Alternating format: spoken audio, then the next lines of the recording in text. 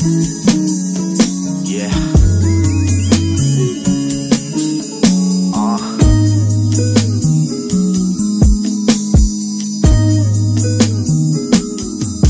Elevate your mind to possibilities.